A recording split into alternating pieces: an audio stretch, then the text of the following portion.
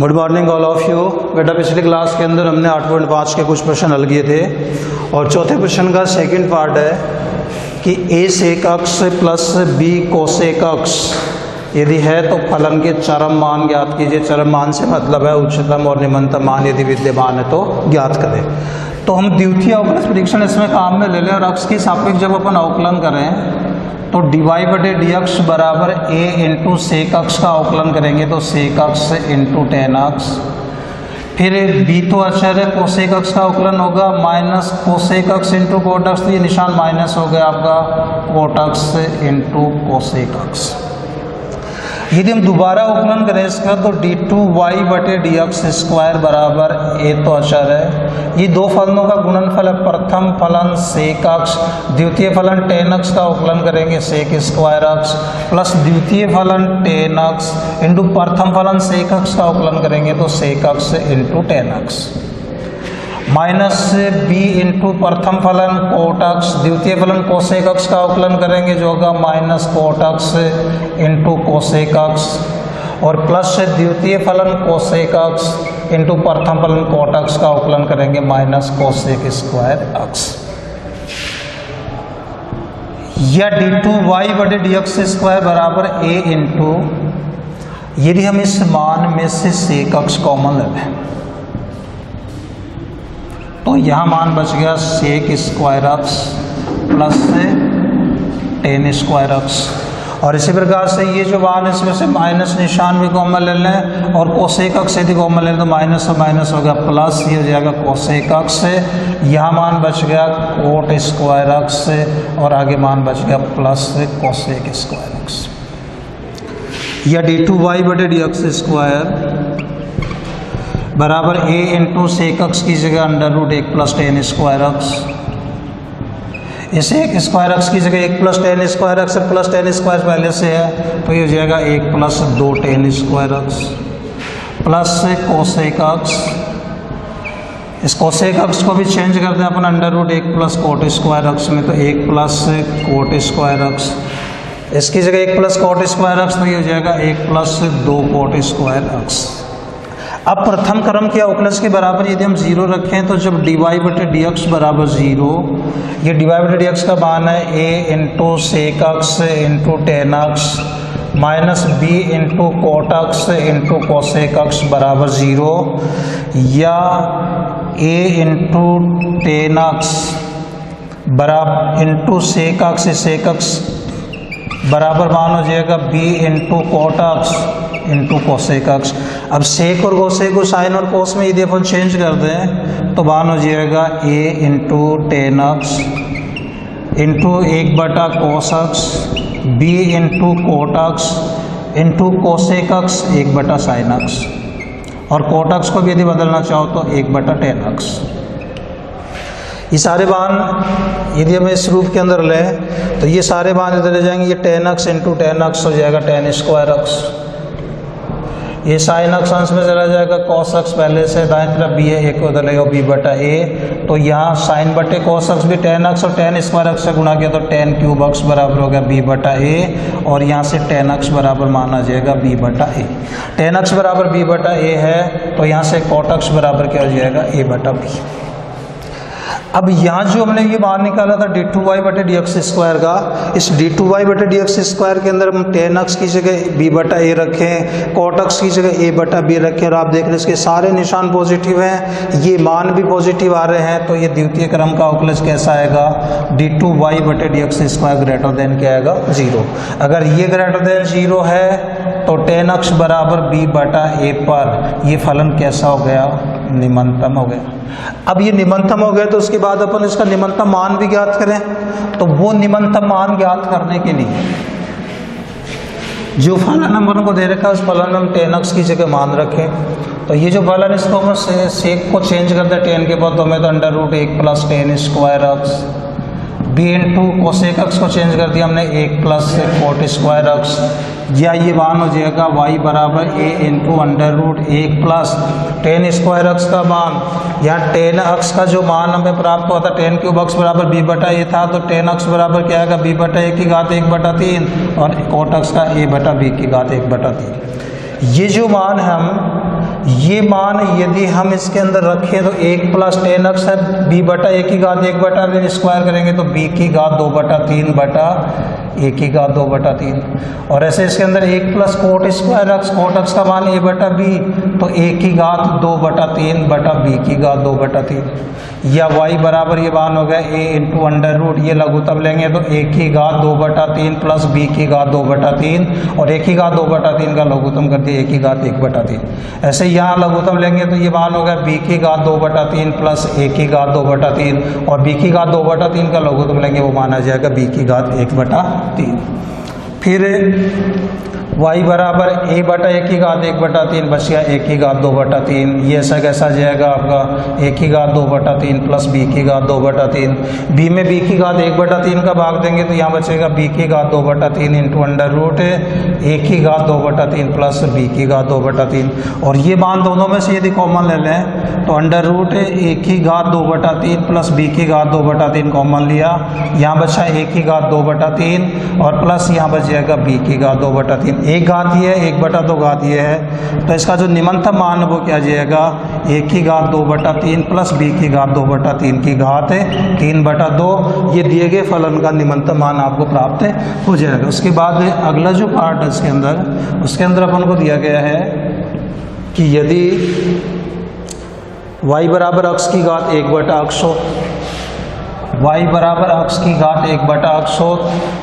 चरम मान यानी निम्नतम और अधिकतम मान अगर विद्यमान है तो ज्ञात करो। तो अक्ष की सापेक्ष से अवकलन करने के लिए यदि लघुगणक इसका ले तो ये हो जाएगा log y बराबर log अक्ष की घात 1 बटा अक्ष, या log y बराबर ये जो रूप आ रहा है ये log m की घात n का रूप आ रहा है जो बराबर होता है n log m। तो यहाँ जो मान आपको वो प्राप्त हो जाएगा 1 बटा अक्ष इंटू log अक्ष। और कल आपको बताया था कि जब log y आ जाए या y की घात आ जाए तो वहाँ कोई नया अक्षर z ले लें। यदि z निम्नतम या उच्चतम होगा तो यहाँ y भी निम्नतम उच्चतम होगा, तो माना z बराबर 1 बटा अक्ष इंटू log अक्ष। अक्ष की सापेक्ष जब अवकलन करें तो dz बटा dx बराबर प्रथम फलन 1 बटा अक्ष, द्वितीय फलन log अक्ष का अवकलन भी 1 बटा अक्ष और प्लस से द्वितीय फलन log अक्ष इंटू प्रथम फलन 1 बटा अक्ष। 1 बटा अक्ष का अवकलन होता है माइनस 1 बटा अक्ष स्क्वायर। तो dz बटा dx बराबर 1 बटा अक्ष स्क्वायर अपन कॉमन ले लें दोनों पदों में, यहाँ 1 बच गया, यहाँ पे माइनस का log अक्ष बच गया। और दोबारा जब अपन इसका अवकलन करें तो d2z बटा dx स्क्वायर बराबर प्रथम फलन 1 बटा अक्ष स्क्वायर, द्वितीय फलन का अवकलन 1 का तो 0 होगा, log अक्ष का 1 बटा अक्ष होगा, माइनस निशान है तो माइनस 1 बटा अक्ष, प्लस द्वितीय फलन 1 माइनस log अक्ष इंटू प्रथम फलन का अवकलन 1 बटा अक्ष स्क्वायर का अवकलन होता है माइनस 2 बटा अक्ष की घात 3 अक्ष की घात n के रूप में। तो d2z बटे dx स्क्वायर बराबर यहाँ यदि अपन कॉमन ले लें माइनस 1 बटा अक्ष की घात 3, यहाँ तो बच गया 1। इसमें जब माइनस 1 बटा अक्ष की घात 3 कॉमन ली तो यहाँ बच गया प्लस से 2 इंटू 1 माइनस log अक्ष, या बराबर ये माना जाएगा माइनस 1 बटा अक्ष क्यूब, ये से गुणा करेंगे 2 2 रे कितना जाएगा 3 माइनस 2 log अक्ष, ये द्वितीय क्रम का अवकलज होगा। अब प्रथम क्रम का जो अवकलज है dz बटा dx बराबर 0, इस dz बटा dx की जगह यदि हम 0 रखेंगे मान है 1 बटा अक्ष स्क्वायर इंटू 1 माइनस log अक्ष बराबर 0, तो 1 माइनस log अक्ष बराबर 0 या 1 बराबर हो जाएगा log अक्ष, 1 को लिख सकते हैं हम log e बराबर log अक्ष और एंटी लॉग लेंगे तो अक्ष का मान कितना आ जाएगा 1 ई आ जाएगा। 1 बटा अक्ष स्क्वायर बराबर यदि हम 0 करेंगे तो अक्ष का मान अनंत होगा। तो अक्ष बराबर ई पर हम द्वितीय क्रम का अवकलज देखें तो d2z बटे dx स्क्वायर बराबर, जब अक्ष बराबर ई रखें इस मान के अंदर तो माइनस 1 बटा ई की घात 3 इंटू 3 माइनस 2 log ई का मान 1 होगा तो माइनस 1 बटा ई क्यूब इंटू 3 माइनस 2 बराबर ये मान होगा माइनस 1 बटा ई की घात 3 लेस देन 0, ऋणात्मक है। इसका मतलब अक्ष बराबर ई पर कैसा हो जाएगा उच्चिष्ट होगा, और अक्ष बराबर ई पर उच्चिष्ट है तो फिर हम उच्चतम मान ज्ञात करें। तो ये उच्चतम मान इस फलन के अंदर हम अक्ष की जगह यदि ई रखेंगे तो उच्चतम मान हो जाएगा y का मान जब अक्ष बराबर ई है e की घात 1 बटा ई, ये क्या होगा इसका उच्चतम मान होगा। फिर इसी प्रश्न का लास्ट चौथा जो पार्ट है उस चौथे पार्ट के अंदर अपन को एक फलन दिया गया है कि यदि y बराबर 1/x इंटू log x हो, y बराबर 1/x इंटू log x हो, तो चरम मान आप इसका ज्ञात कीजिए। तो इसका जब हम x के सापेक्ष अवकलन करेंगे dy/dx बराबर हो जाएगा 1/x प्रथम फलन, द्वितीय का अवकलन किया 1/x प्लस द्वितीय फलन log x इंटू प्रथम का अवकलन 1/x का करेंगे 1/x स्क्वायर। दोबारा यदि अपन करें तो d2y/dx स्क्वायर बराबर, यदि इसी को अपन और आगे सरल करें तो dy/dx बराबर 1/x स्क्वायर कॉमन लिया, यहाँ तो बच गया 1 और अगले मान में मान बच जाएगा log x।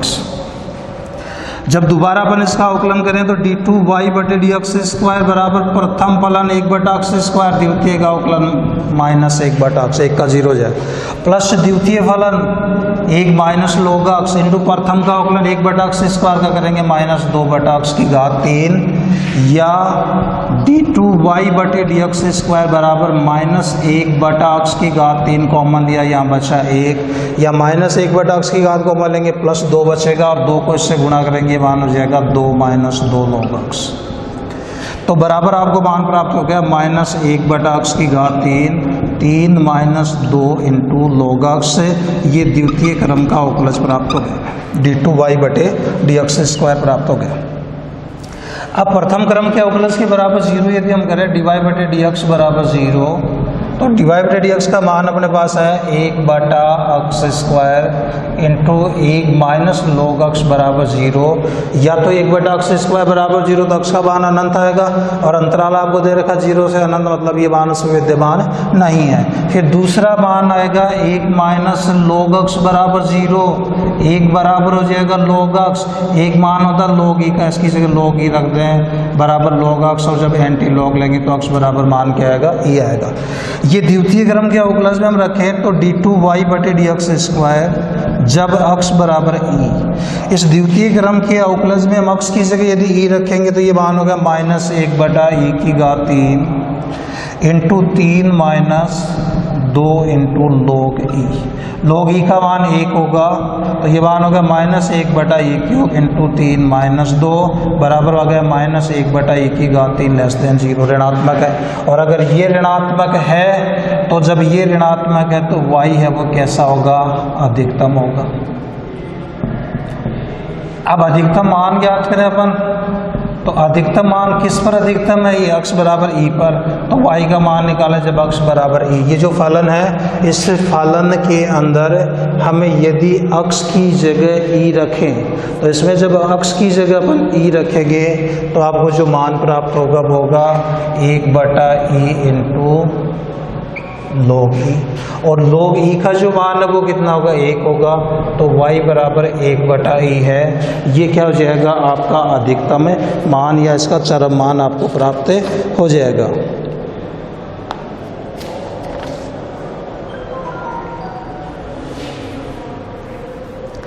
इसके बाद